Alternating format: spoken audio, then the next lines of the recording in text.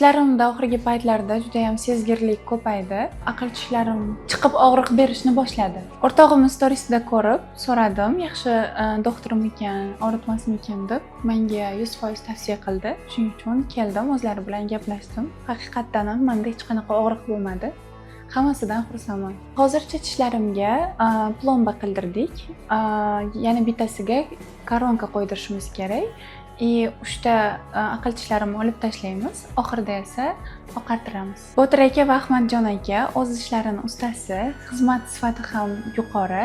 To'g'risini aytsam, bundan oldin boshqa joyga borgandim.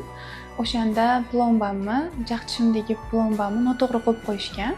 O'zi karyesi unaqa kuchli bo'lmagan, o'rta darajadagi bo'lgan, lekin plombani noto'g'ri qo'yib qo'yganim uchun teshigidan ovqat kirib, tishimdagi karyeslar nervimgacha o'tib ketgan va juda ham katta og'riq berdi menga.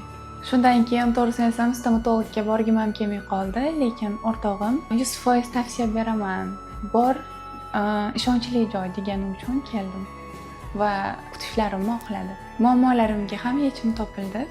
Hammasiga rahmat.